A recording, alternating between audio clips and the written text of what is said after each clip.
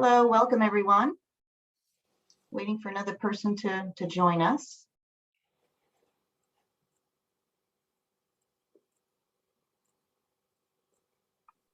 I hope you're all enjoying the conference. Hope you visited the 3D platform and joining as many sessions as you can. Okay, there we go. I think we're all in here right now. So welcome again. Thank you for joining us. Our topic for this session is problem solvers as leaders. I am very pleased to introduce our presenter, Dr. Marcia Delcourt. Dr. Delcourt is a professor at Western Connecticut State University and adjunct professor at McGill University. We welcome you, Dr. Delcourt, and thank you for hosting the session for our students, coaches, parents, and affiliate directors. Thanks, Debbie, and thank you for attending the session today. I'm glad to see you here. And so I'm just going to get right into it, right into the topic. And so what I'm going to present is information about how to use actually problem solving, how to develop problem solving skills in students. And this, I'm going to first tell you about a project that a colleague and I did with FPS students and how we improved their problem solving so that there were very positive outcomes with respect to the FPS competition in our state. So we're going to talk about how these students became leaders in their group and how they work together better as a team. So as Debbie said, my name is Marcia Delcourt. I'm the coordinator of the EDD and Instructional Leadership Program at Western Connecticut State University. And I have here 2 emails, and I will respond, of course, to either of them, but you can get more information from me, particularly with Marcia Delcourt, Marcia with a Y, at gmail.com. So you're here because you're attending the conference, but I just wanted to know a little bit more about you. And we're going to have polls throughout the session. And so if you could let me know, are you a parent, teacher, coach, some of the above, all of the above? And you can select one of those areas on your screen, and we'll see who's here. Okay, so we have, as you could see, we've got the results are that we have one person who's some of the above and people who are other. So you're here attending. I'm not sure when we go around to the individual, to a group breakout session, I'll find out a little bit more about you. So what I also wanted to know was a little bit more about you as a what you're doing. Are you at the elementary school level, middle school level, high school, all the above, other? And so here's another poll just to find out who's here.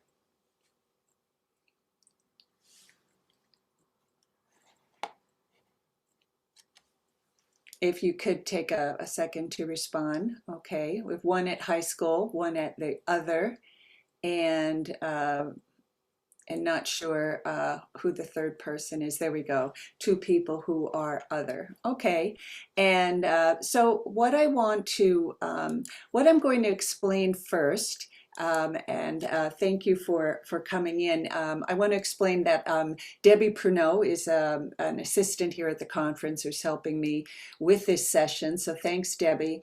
And that we'll have ways to communicate throughout the session, such as polls, or you can put information into the chat, and I have a separate screen so I can see what's going on over there.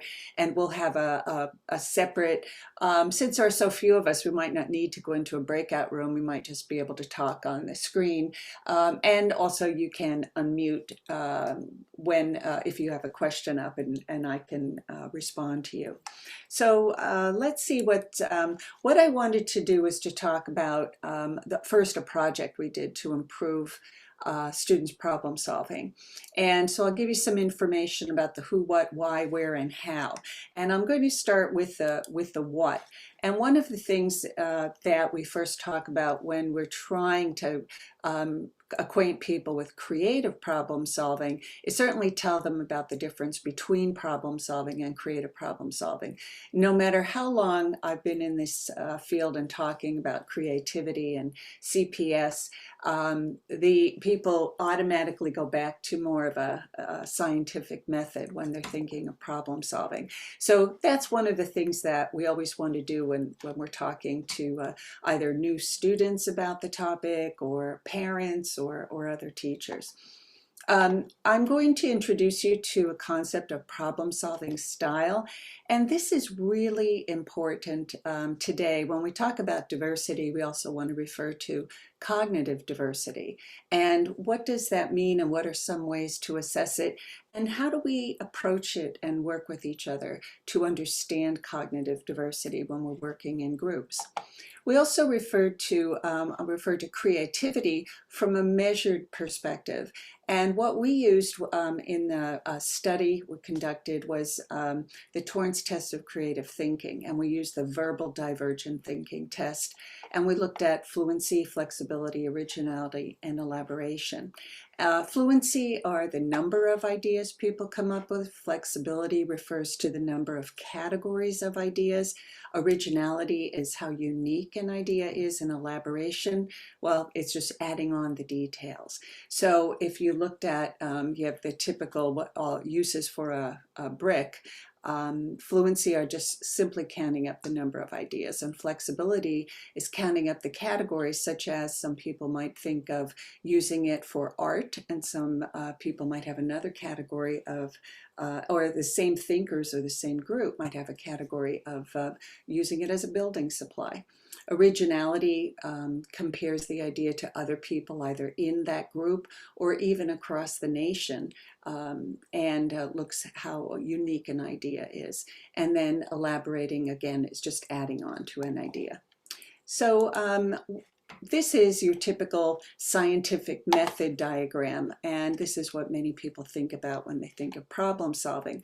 But we're here at FPS, so we know that future problem solving and the scoring for it is based on the CPS process, where we have a mess or a problem or an issue or a scenario, and then you gather data about it and you find out the specific, you formulate specific problem statements, you find ideas that relate to the statement, you find solutions, and then you come up with a plan.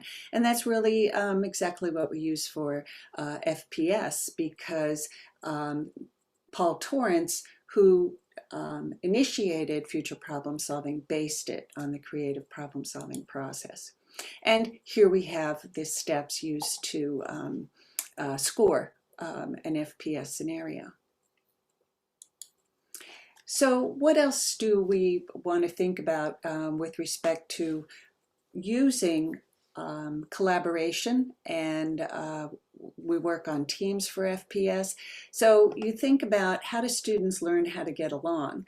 Well, the first priority, even before you say how do they get along, it's thinking about the fact that collaboration is a good way to come up with more ideas, frankly. And that FPS has its 4 different kinds of problem solving components, and I'm going to share with you a project that we did using the global issues problem solving. So creative process is enhanced through collaborative thinking, and students who receive training in personality type outperformed their peers in academic performance and communication skills. So these are 2 premises, or this is the rationale for why we thought learning about your problem-solving style should be important and help students in something like FPS. And so we went about thinking that we have worked to improve the CPS model and to assist students in practicing how to use it, but we could be better at improving their performance of working in a group and improve the outcomes for the problem-solving process. So our big question was how to group training activities in problem-solving style affect performance in a future problem-solving program. We went to an urban high school. This was in Connecticut, about 1,100 students, and 7% of the population was identified for their gifted and talented program. The FPSPI program was their program for the gifted, and it was a scheduled class within their curriculum. So we had a sample, 75 of the students out of the 81 agreed to participate, and there was one coach for 21 different future problem-solving teams. And we had a treatment group and a comparison group, and we chose clustering the 9th and 11th graders and the 10th and 12th graders, and then randomly assigned those clusters to either treatment or comparison. And the students in the treatment group received the problem-solving styles training, and the comparison group students just went about doing their FPS program as was typical. So we did find out the years that the students participated in FPSPI, and there was no significant difference. We statistically tested that. There was no statistical difference between the number of years for the treatment or comparison group, nor for their ages. So how did we do it? Well, we used the practice problem 2 as a pre-test. And so in that case, what you want to do is find out that, that neither group is ahead, that nobody's better than someone else, let's say, at the pre-test level, which was true for our sample. And then what we did is we initiated the treatment, and then the qualifying problem was the post-test.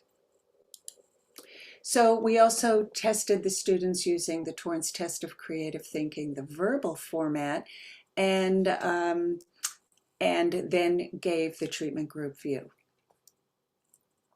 So what did we find out? Well, one of the things that we did is the practice problem, for instance, was the robotics age, and the QP was megacities. So then, of course, we used the 6 scales to the subscales to assess their problems on both the pre and the post test. Again, reminding you there were no significant differences on the pre-test. And we had 2 independent scorers rate each FPSPI booklet, and these evaluators were blind to the idea that students were participating in a project. And so then some of the Torrance test of creative thinking was used and given to students, and this is a way to assess how students respond in writing to some creative prompts, and it's scored for fluency, flexibility, and originality.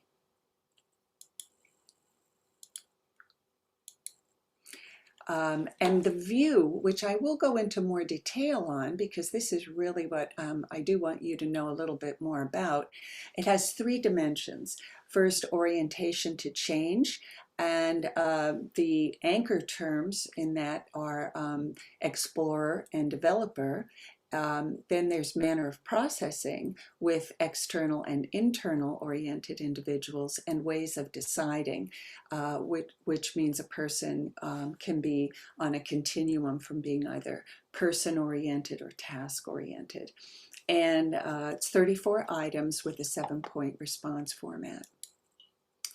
The study took place over a 9-week period, and students in the treatment group were given 2 90-minute sessions about VIEW when they took VIEW, and then they were given a variety of kinds of activities.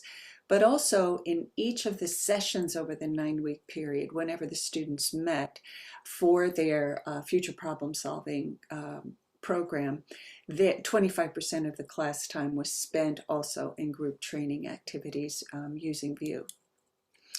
And with some results, what we found is that definitely the treatment group seemed to get together and work together better because 75% of the ninth grade and 100% of the 11th grade qualified for the state finals as compared to the comparison group with significantly fewer percentage of the students going on to qualify. And then here are our final results. As I said, no significant difference in the PP2 scores, but a significant difference in the QP score.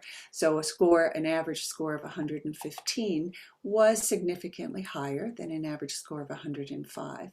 No significant difference between the groups on the number of years they'd participated in FPS, and no significant difference on their measured capabilities, their creative capabilities as far as fluency, flexibility, or originality were concerned. So do you have any questions so far about that? Because now I want to get into what VUE is and what's going on with it, why it worked so well.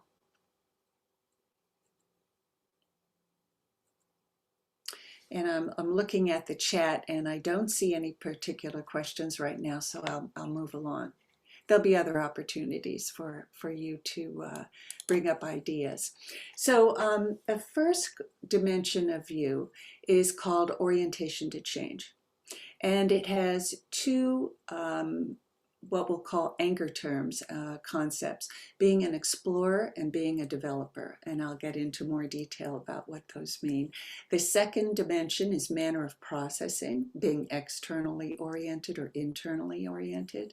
And the third one is ways of deciding, either being person oriented or task oriented. So orientation to change is really an individual's preference for responding to and managing structure, novelty, and authority when dealing with change or solving problems. So let's look at each one of these dimensions. Explorers prefer to do things differently. They view structure as limiting, confining. They challenge the problem definition. They challenge authority, they bend the rules, or they throw out the rules. They're seen as being ingenious or unconventional, innovative, and they emphasize and are very happy about originality and uniqueness. They like those terms. Developers prefer to do things better. They like to improve upon things. They find benefits and support in structure. They accept a problem definition and will run with it and work with it. They like to work within the stated rules. They emphasize improvement and usefulness. And they're seen as precise, thorough, and dependable. All great qualities. Then there are moderates.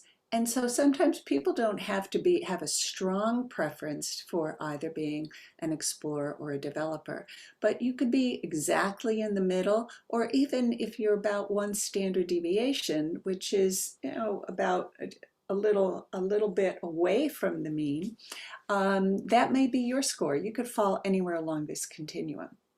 And what it means for moderates can see either point of view. Sometimes they can't quite take a position on it, but they could see what someone else is really thinking of or where they're coming from, and they can still have empathy for the other style. So really what we think about here is, how do I prefer to deal with novelty and boundaries? How do I feel about and react to structure?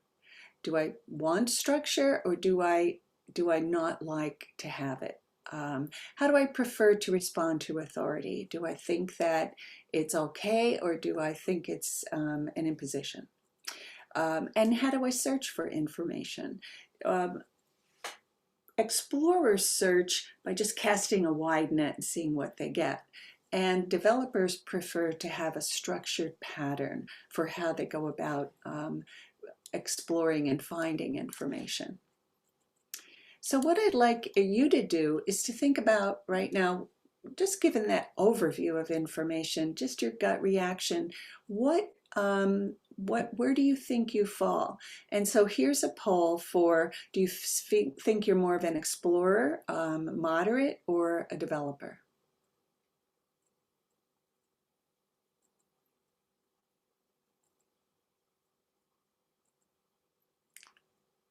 And I think we have a couple more people. Okay, an explorer.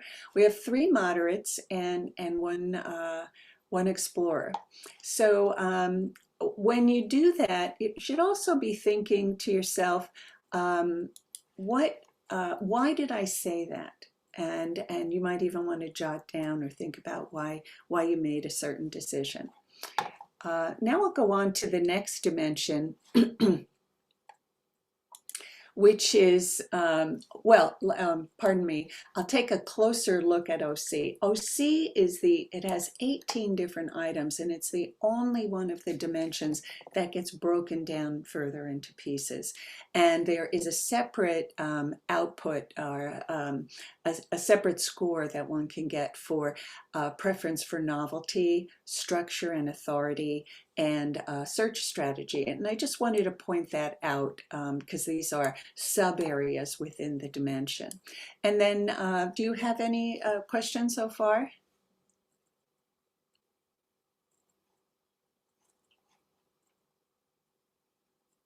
Okay, I'll move along. You could add questions if you have any. Manner of processing. For those of you who are familiar with personality traits of the Myers-Briggs type indicator, for instance, this is the same kind of thinking, that somebody is internally oriented or externally oriented. And this is really it's based upon where you get your energy from. It's not how well you get along with people necessarily. Some external people rub individuals the wrong way. They don't always get along with them perfectly well, or they may. So it's not really so much being a people person, it's where you get your energy from, either being alone and thinking or contemplating, or going out to other people. And let's see some of the more specific info. Externals engage in a variety of tasks and discussion of possibilities. They derive their energy from being around other people and interacting with them, sharing options with a lot of people. And they seek input from people. Sometimes before they reach any closure, they'll just test out the waters with others. They press for action, but sometimes without thought or reflection. Sometimes they don't go back and take a moment to think about as freely or as deeply everything that they've heard. Internals take advantage of quiet opportunities for concentration. And sometimes it means being alone, maybe in your car on the way home to or from work or to or from any activity. Or sometimes it just means being in a crowded room and just blocking people out and thinking. They draw energy from reflection and consideration and share options with others. But they need time. They have to have time to think through something. It doesn't mean that being internal doesn't mean that you don't get along with people, or that, for instance, that you couldn't be around a lot of them. A lot of teachers are certainly internal, but it means that that you do need your quiet time. When you've been around a lot of people for a while, you just have to be alone for a bit. And generally, they don't share until it's with somebody trusted. And they think a lot before acting, and sometimes maybe without acting. So that could be the downfall, that they think, but then they don't initiate the plan. So you think about, how do I prefer to manage info? When do I share my thinking? And does interacting with others build or spend energy? So here's a time for you to think: are you more external, moderate, or internal? What do you think about yourself?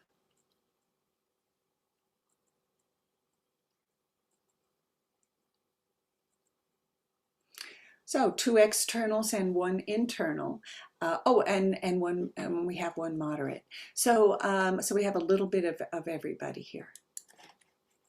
And now I'll go on to the third dimension, but before that, if you have something. So someone was saying, I was just wondering, does this system change when it applies to neurodivergent people, or is this mainly centers on those that are neurotypical as a whole? I don't have data on those who are neurodivergent compared to other individuals. But I do know of people who are neurodivergent who've taken VUE and have found it to be very informative and right on target for who they are or how they interact with others. But I don't know if there have been large any studies in particular about comparing the two kinds of comparing individuals who are specifically identified as being neurodivergent in some way and comparing them to others. That would be a good study, and I might recommend that to some people since I work in a doctoral program. That would be a great research project. So good question. Ways of deciding. This is your preference for tasks and concerns with being personal, people who are personally oriented. They think more about the needs of individuals when focusing and thinking on moving forward with decisions or actions, or whether the task is being more important. So let's look at some of the ways that that we think about that. Person-focused decision makers, they want to promote harmony. They don't want to rock the boat. They don't want to upset people. And so they make sure that they're always in contact with people when they're trying to go through a decision-making process. And they use criteria that are personal and sensitive to others' feelings. They are always considering the impact that a decision is going to have on others. And they look at however people are going to perceive everything. So one of the problems can be is that they put other people's feelings even over the quality of the outcome. And of course there's a downfall to every side of every dimension, because then we have those who are task focused and they think about it being logical, rational. They separate the ideas from people, and they want verifiable and objective decision making. They look for rigor, high quality in what they're doing. They're always looking for what's wrong with something and then how to fix it, regardless of thinking about all the people involved. They seek the best solution or response. Now, it doesn't mean they forget about people. It just means that they are very that they really think about the task, and they might put the quality of the outcome over people's feelings. And one of the things I think of with task-focused people is, and I'll include myself as one of them, is that when I write an email, for instance, I write the email first and then I go and fix it to make it more personal. So I write down what it is that I think I have to do, and I don't send it until I polish it. Hi, how are you doing? Or here's what I was thinking of. This is what blah, blah, blah. This is what I need to do. And here are some tasks I'd like you to help me out with. That would be really great if you have the time or something. And so I put in my task and then I embellish. So that's being more task focused. But what factors get first priority when I focus or decide? That's really what you're trying to figure out here. Where do you start? Do you start with people or do you start with the task? And how do you make trade-offs? If you're not sure of a decision, do you think, okay, which one is going to suit the job better, or which one is going to go over better with more of the people involved? And those are the kinds of decisions that we all have to make when with what we do. So what do you think your style is? Person, moderate, task?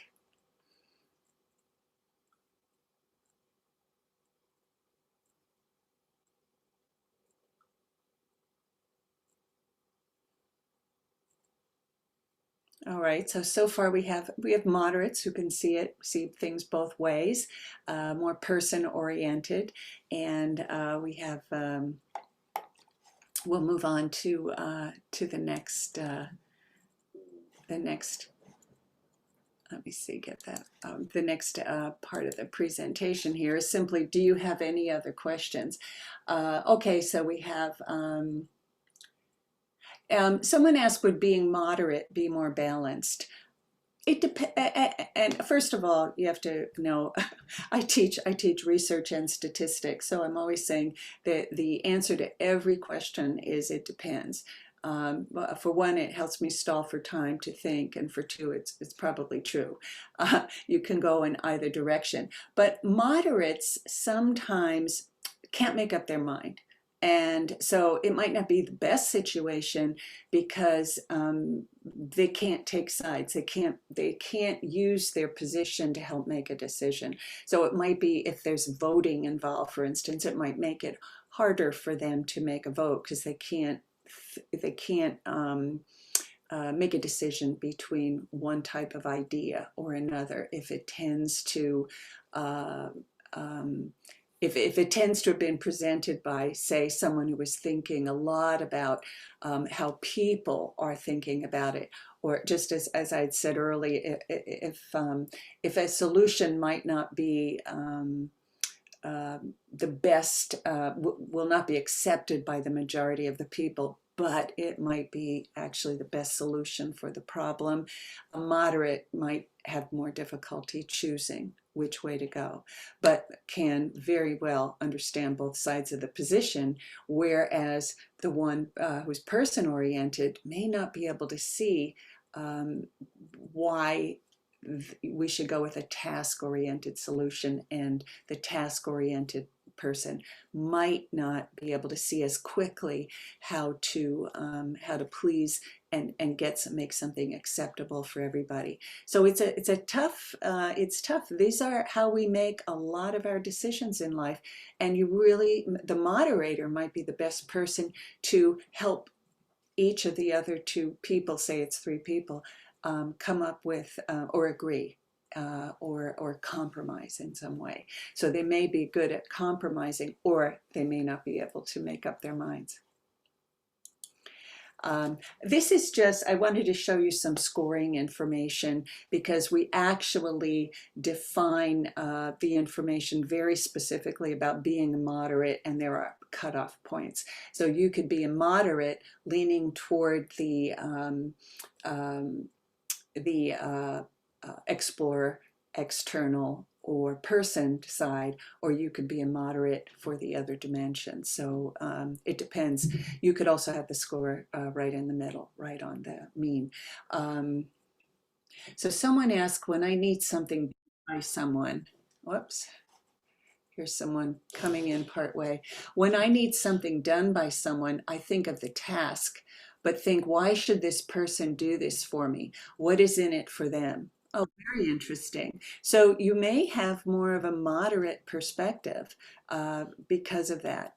And I heard pardon me, I heard the doorbell again. So if you might, Debbie might check and see if there's someone else there. This is really interesting. This was from our study of the high school students. So before they knew, there's their view score, and these are their scores listed, but before they knew it, just as you've had this activity right now, where you said, what do I think which type of person do I think I am and why? Or which dimension represents me and why? We did the same thing with these high school students. So here is a typically well-defined explorer saying, I like to find new ways of solving problems. And that is exactly the first thing that came to her mind and why she chose explorer without knowing her actual score. And then another explorer said, I really like to do things differently and without structure. So they know this already about themselves, but they may not know, have it confirmed, or they may not know that much about how to use their predilections. And so here's a well-defined developer. When given an assignment, the clearer and more specific the directions are, the happier I am.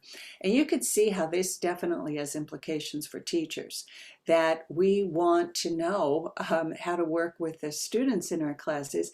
And absolutely, there are times when people have to know how to follow directions and instructions. And there are times when they have to know how to let go, or how to form directions and ideas themselves. And that can be very hard for a developer to do. So we want the students to learn how to do things differently and how to stretch. So a well-defined external says, people allow me to get excited and keep pouring out my ideas. And when that person is alone, they may not get the ideas. They need other people around. And that's important for them to know, and important for the other people who work with them to know. A well-defined internal says, I just like to go into quiet and really think. And as I said earlier, you could be thinking and be in a quiet place while with other people. You could be in a crowd and be alone and be thinking and reflecting. And that's okay, as long as you don't forget where you are and that other people might need some of your responses.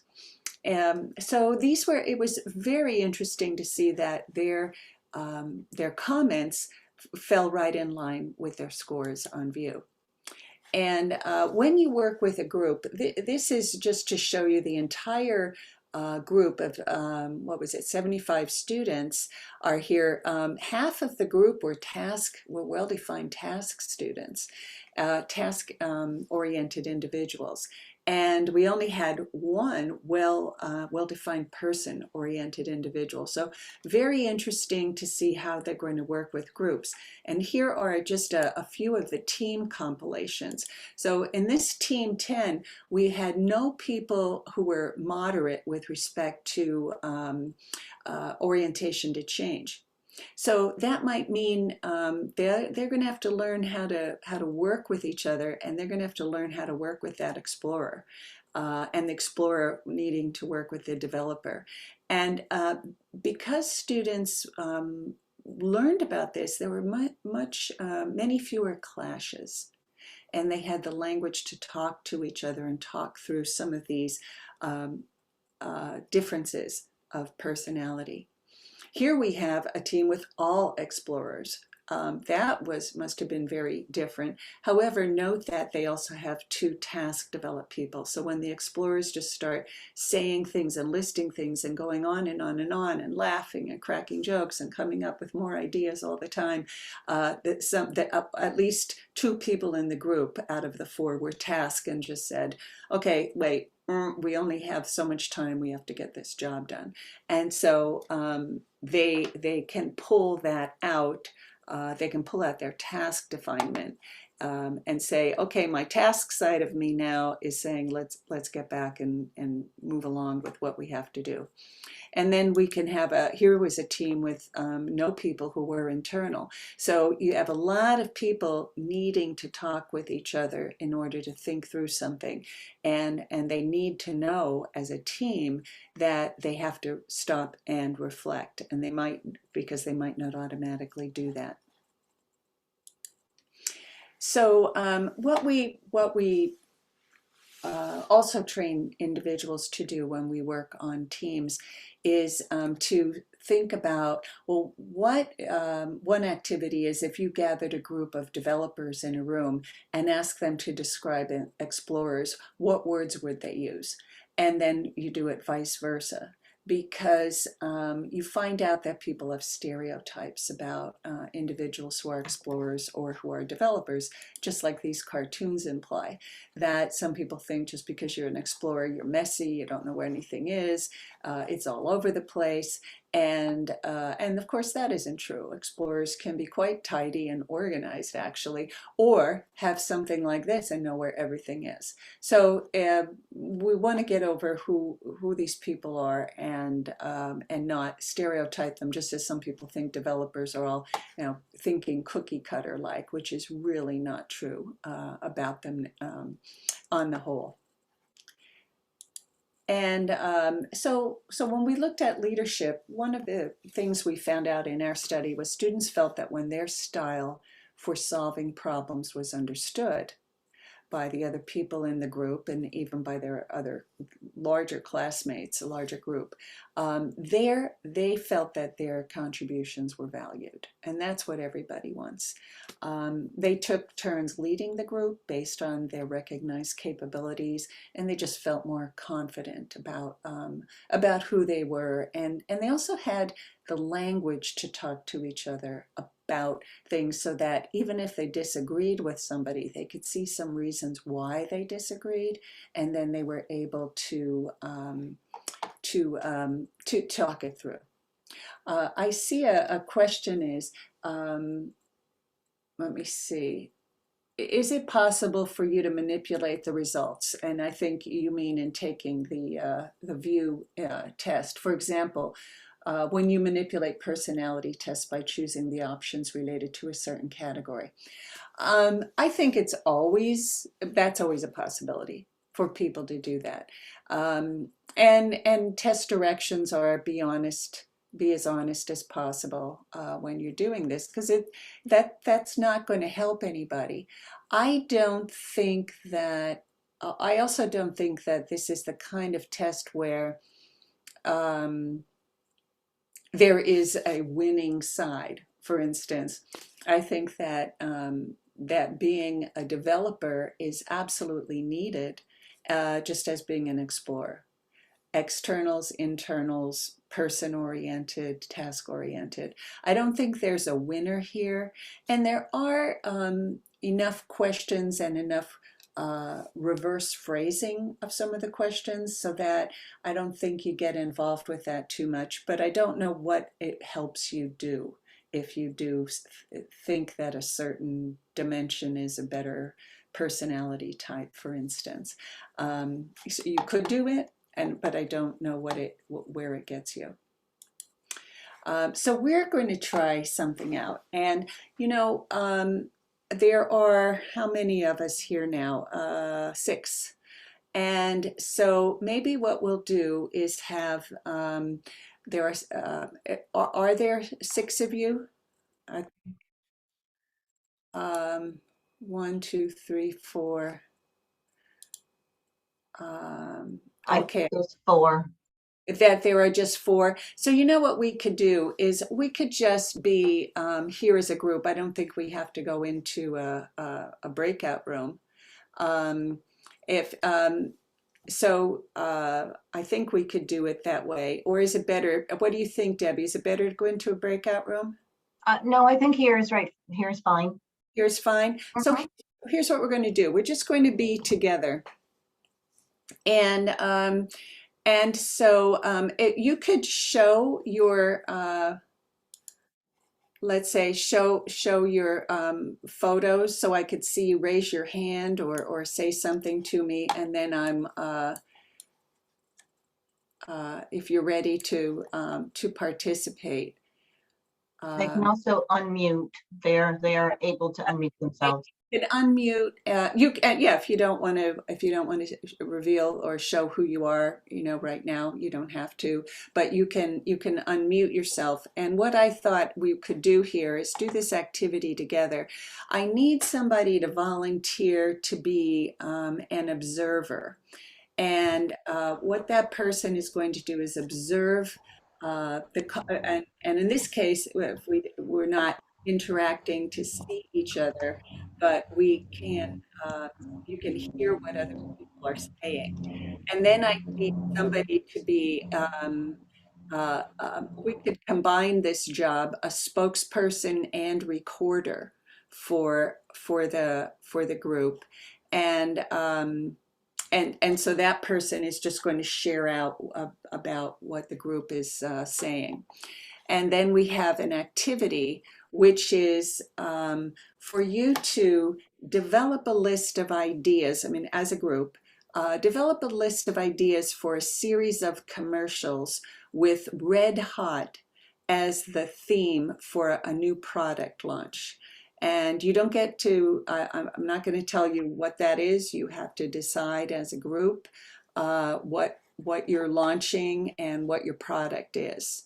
So if you could, you can unmute yourselves.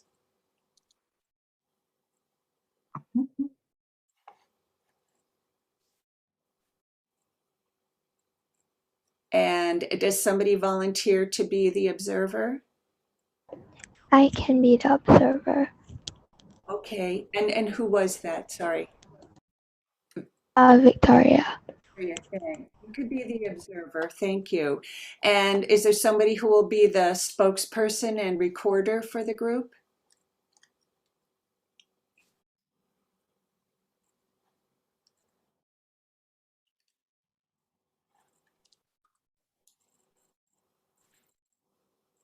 Well, I could be the recorder if I've got some paper and pencil ready.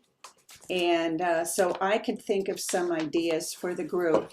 Can people share, firstly, what they thought their dimensions were for view? Do you, Victoria, can you tell me what you thought yours were? Moderate. Okay. So for OC, you felt moderate. And then what about for between internal and external, external, moderate?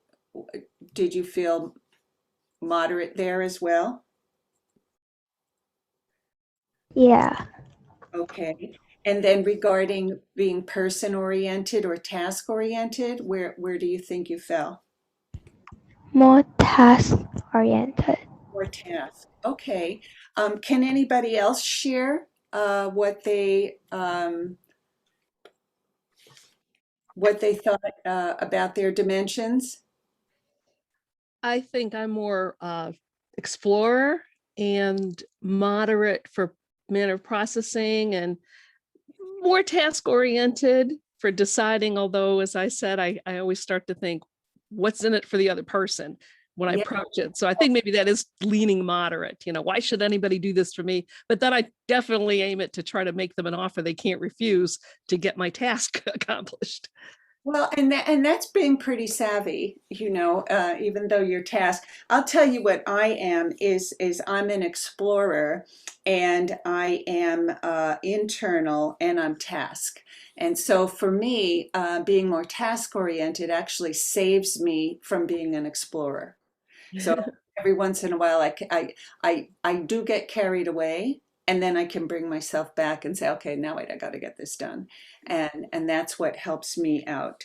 Um, anybody else? And Ezra is Ezra may just be, if you just want to listen in, Ezra, or do you want to tell us what you felt your dimensions were, or do you just want to listen in for us right now?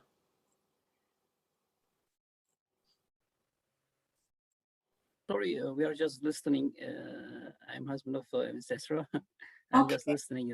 My son is just attend this competition. great. And Oh, just I am listening. welcome. I'm so glad you're here with us. Okay, so what we're going to do, Victoria, and I'm sorry, I don't know your first name. You just initial P. Do you want to tell me your first name so I could talk with you?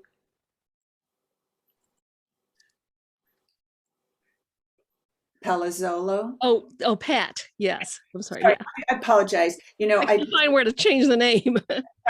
Sorry. I know. All I see is the P. So between us, what do we think if we were to have something that is about red hot? What are you thinking of? What could this product be? Chili, Sorry, what? spicy food. Spicy food. Cool. Okay. Spicy food. I thought you said chili. Yeah, is that the first thing that you said? Something like that. So maybe that's a good idea to get something that is, flaming. Um, how could we sell it? How would we like to sell this spicy food? Any ideas for a slogan, or what do you think of when you think of spicy food? I thought of fire, flames. What might you think of?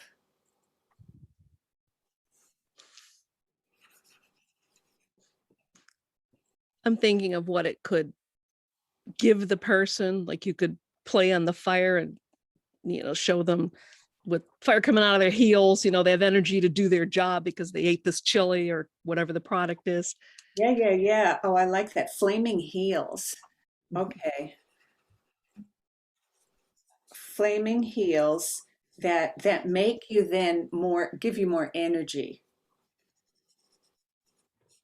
Because sometimes you don't think about hot food doing that.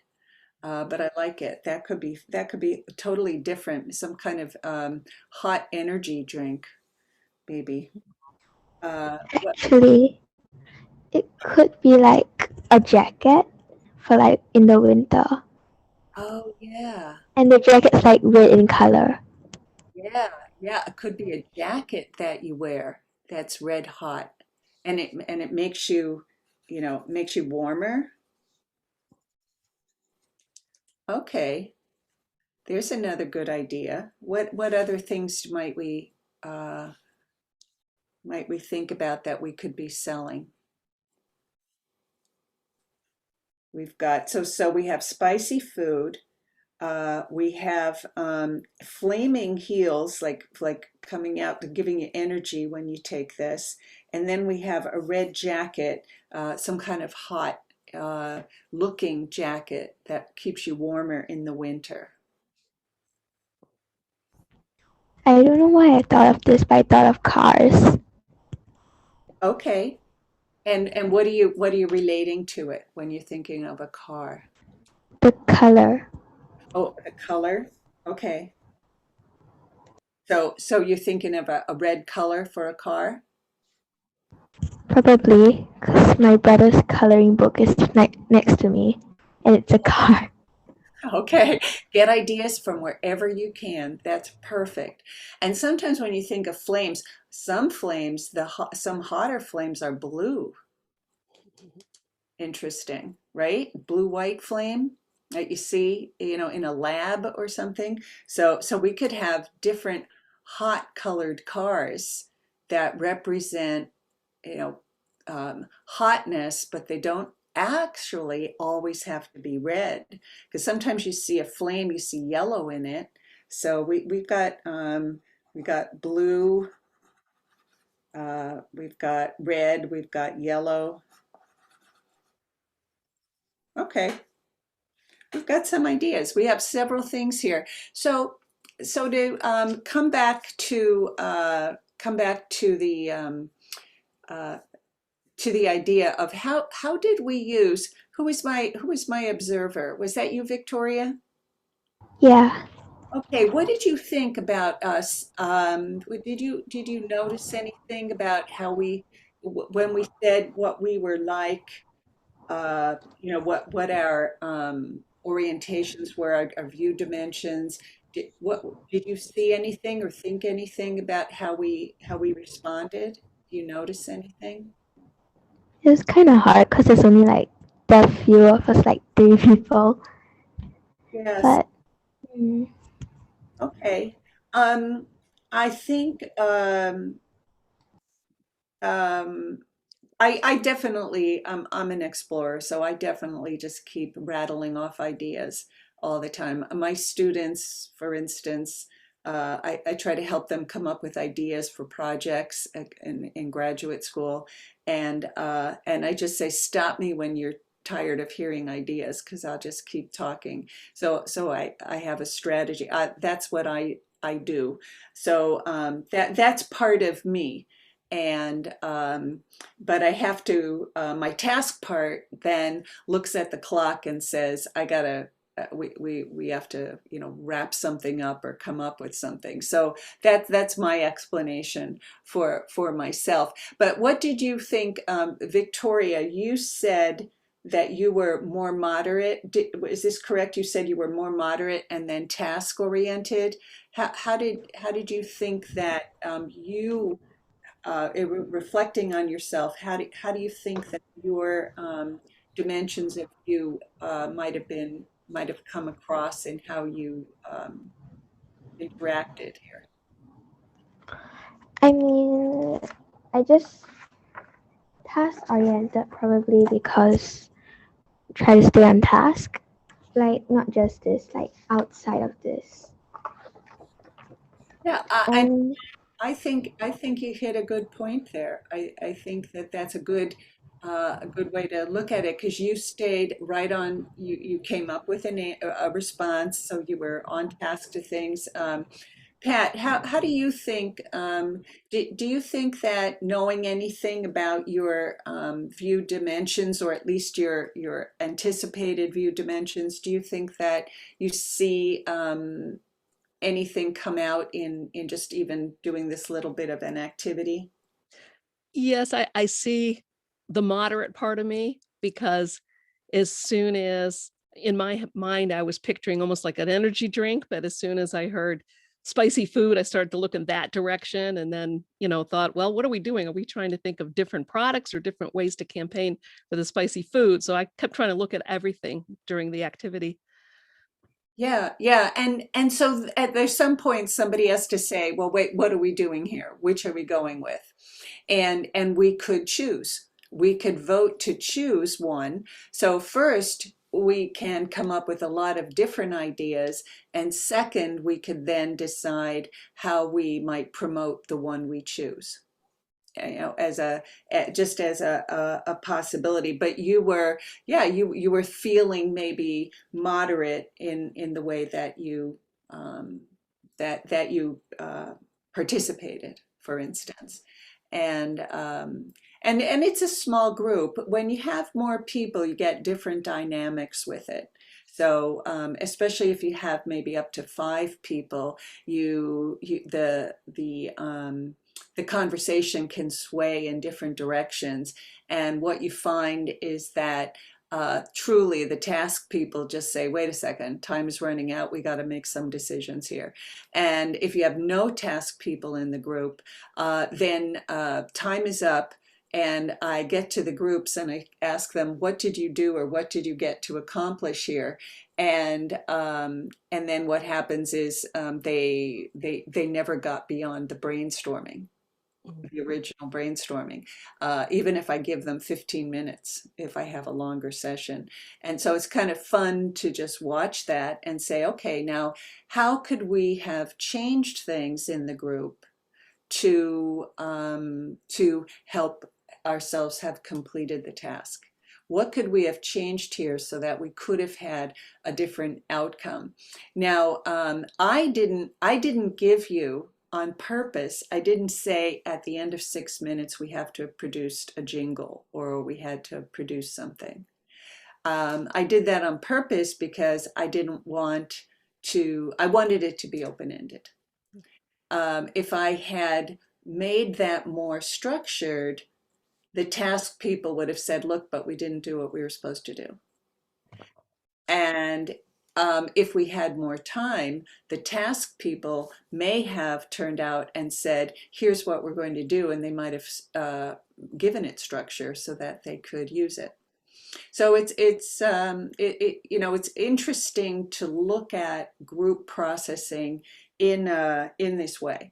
Now, so I'm going to stop this because we're at 2 o'clock. We're just at a little bit. Oh, Victoria, it's over 2. Victoria just said it's after 2 a.m. where she is. Oh, I'm so sorry to hear that. And you might not be a night owl. So we're going to end here. And one of the things I want you to know is that I'm coming back to here, coming to the conclusions, is we just found that the students learned a lot about themselves, and that was one of the reasons why they had they did really well in their FPS groups, and they learned how to use their styles to keep the group on task. But what I want you to know is that you can take View. All of you can do that if you write to me at Marcy with a Y, Marcia Delcourt at gmail.com. I could send you a link so you could get a free assessment of View for yourself. And you could do that right now or after the conference. But please send me an email if you can, by Monday, and I'll send you a link, and you could get a free View assessment. Also, you can get more information about View from this website, www.viewassessment.com, and you can download some information about it. So I'm really glad to have been able to meet with you, and Victoria, get some sleep, and nice to talk with you, Pat and Ezra. And I hope that you enjoy the rest of the conference. So take care, and please write to me if you want with any questions about View. Thank you, Marcy. Thank you, everyone, for attending. Thank you, Marcy.